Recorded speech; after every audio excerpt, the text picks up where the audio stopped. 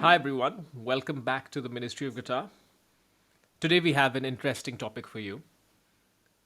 We all know that vintage Gibsons, vintage Fenders, guitars from the 60s, 50s, 70s are or would have been ridiculous investments if you had the foresight to buy them. Well, even like 20, 30 years ago, right? There are stories of bursts and how cheap they were in the 80s, and vintage Fenders weren't even that much of a thing till very recently. So, human nature is doesn't really change over time. So there, in my opinion, there are plenty of modern guitars that have the same potential, and it's pretty much going to be the same phenomenon, right? That people who were young during a particular period of time looked at those instruments. They were a big part of the music and the culture when they were growing up, and um, then all of a sudden, many years later, they had the means to get it, and of course, a lot of them got the means at the same time, and we are where we are with vintage Gibsons and Fenders. So, this video is going to be about the guitars that you can buy today that aren't that expensive yet, that have potential to have that future value, to be future classics, to be amazing investments. And these are all guitars that are at the early, are 90s and beyond, let's just say that. And some of them are already going up in value. The other thing for you to know is that I am not just speculating or just throwing an opinion with no skin in the game. I have actually bought all of these guitars. Now, to be clear, I have not bought them to be investments, but I like all of them. But undoubtedly, I did have in mind the future value of these things when I considered getting them into my collection, justifying getting them into my collection, and also my horizon in terms of how long I want to keep these guitars.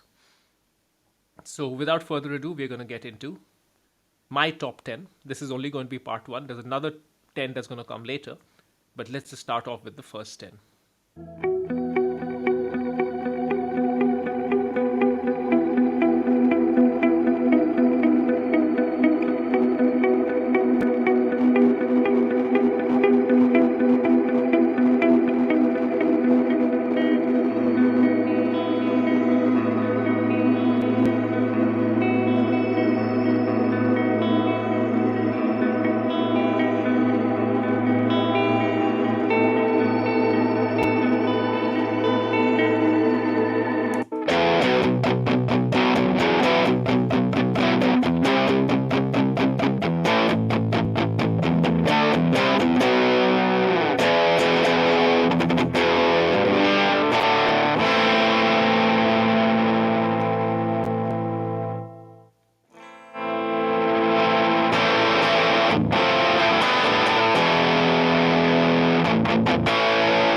You're going to have to pardon a little bit of the sniffles that I'm undergoing, and if my right eye resembles that of a demon, don't be afraid.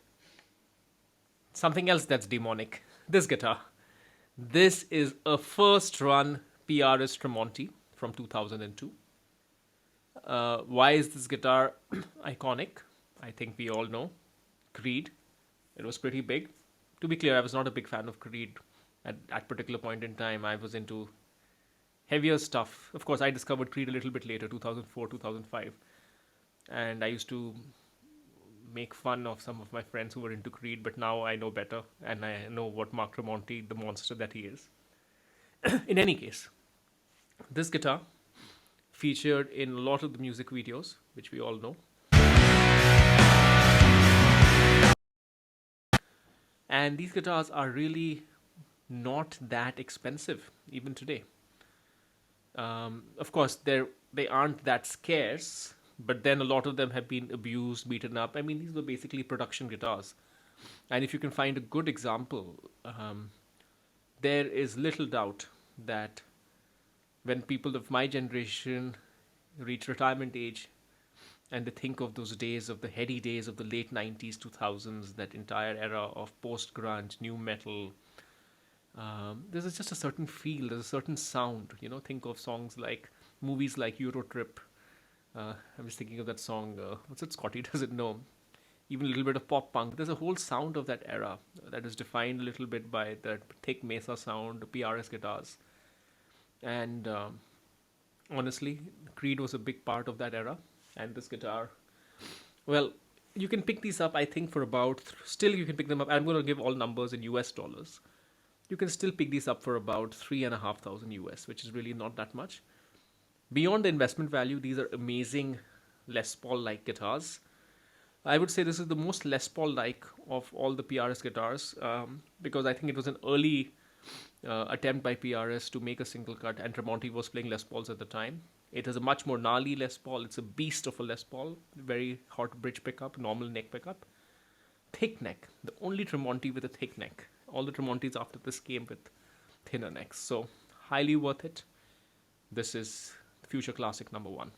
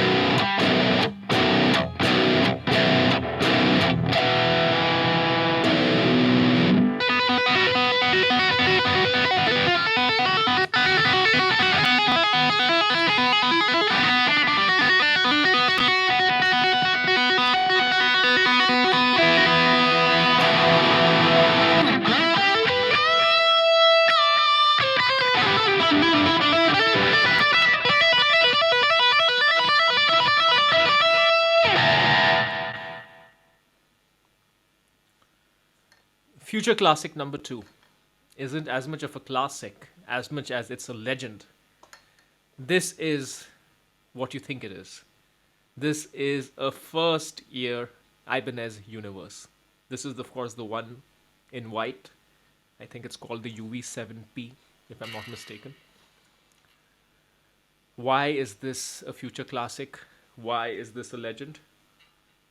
I think to think about that, think about guitars that defined the prototypical definition of a certain kind of guitar. Think of the 51 Tele, which was the first solid body guitar. Think of the 58 to 60 bursts, which defined the modern double humbucker guitar. This guitar is in that league. This guitar, the first ever 7-string, mass-produced 7-string. I mean, there were 7 strings earlier, but some of them had a higher E string, and some of them had all sorts of stuff. This is the first one with the low B string, which defined what 7 strings were.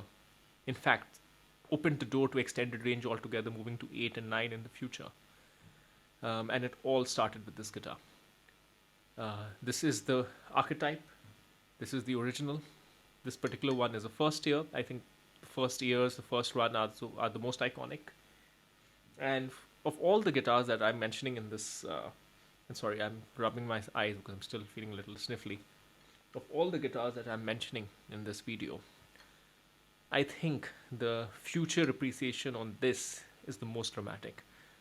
These, despite being that iconic, are not that expensive even today. I picked this one up from Japan for about $4,000, if I'm not mistaken. And that is frankly nothing compared to what this guitar, and this is a very nice example. Of course, a little bit relic, but relic is good. If you think of the cultural significance, think of where we have come today. Think of the Instagram culture. Think of what has come since then, thanks to extended range.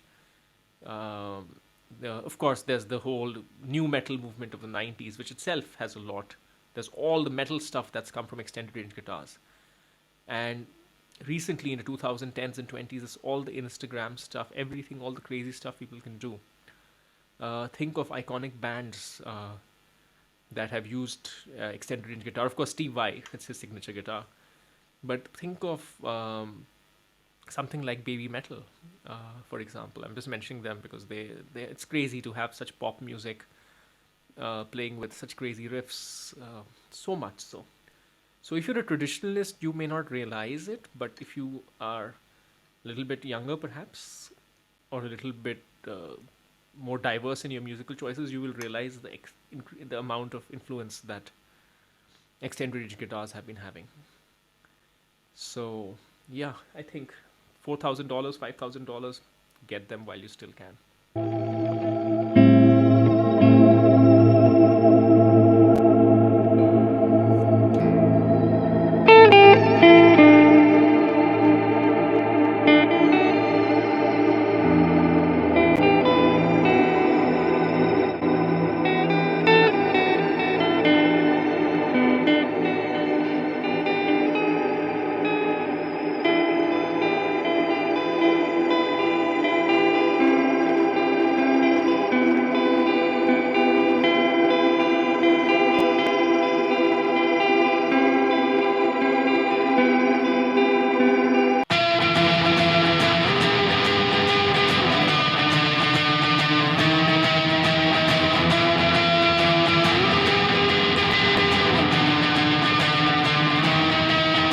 Future classic number 3. Ooh, what's that? So, two things. Firstly, Incubus, Mike Einziger. Sorry, I'm mispronouncing his name terribly. Number 2, limited production. So, for those of you who don't know, this is a PRS Archtop. This is not just a hollow body, this is an Archtop. This is a guitar they only made for 3 years, 1998 to 2001. This is a guitar that has a very distinct sound because look at it. It's an electric, but it's almost thicker than most acoustics, frankly. And of course, it was preferred and used by a very iconic band and a very iconic guitarist. So this has, and so it has all the ingredients: scarcity, popular relevance, and more than that, these are incredible guitars. They are like nothing else. I have a regular hollow body PRS as well. You compare the acoustic tone of the two, there is no comparison. This is just fuller frequency.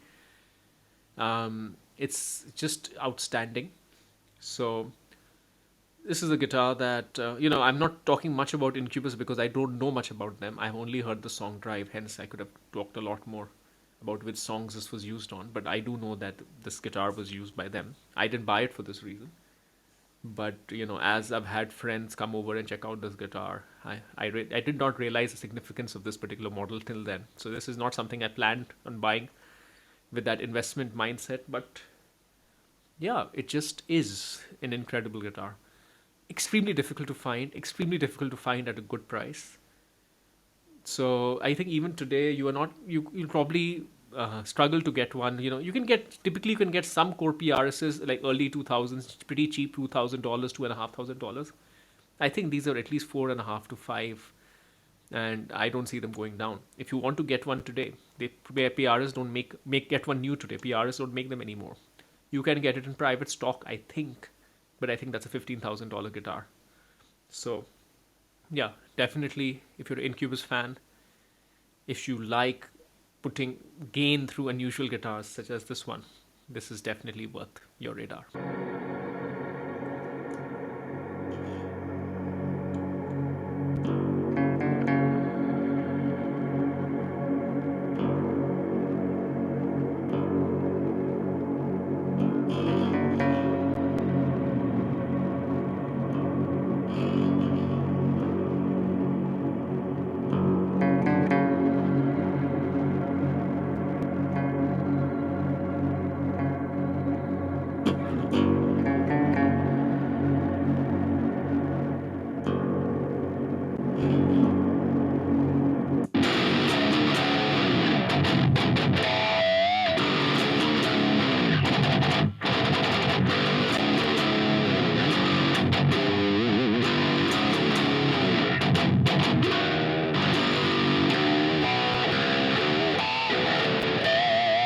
What is this monstrosity, you ask?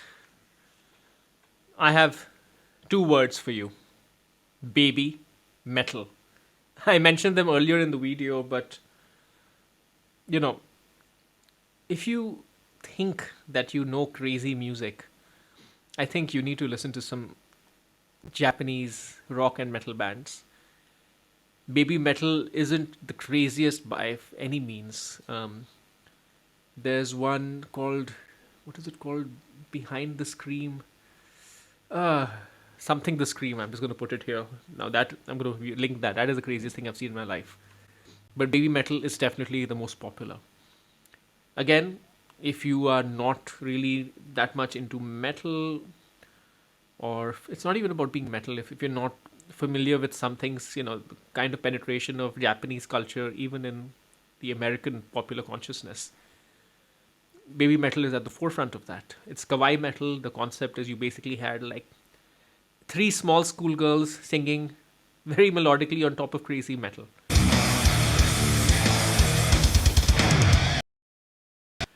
And they became extremely popular. The schoolgirls are no longer schoolgirls, they are in their 20s by now, but the band is amazing. Now, this guitar is one of the baby metal guitars. There are two others, so this piece of advice is not only for this guitar, it's for any baby metal guitar. I think the Omura guitar, the pink, sparkle pink one, is probably even more investable than this one. That's by Omura, one of the guitarists. This is called a Raiden. There's a 7 and 8 string version, is by one of the other guitarists. I don't know why I'm just forgetting his name. Isao. Yeah, Isao is the name of the guitarist. So a baby metal guitar is a great investment. This iconic band, very different from anything else. Again, I'm not talking about investment in the next 1 year, 2 years, maybe 5 years, 10 years, and 20 years, definitely. Something crazy. It's an 8 string, if you didn't notice, and it's a Strat. It's ridiculous.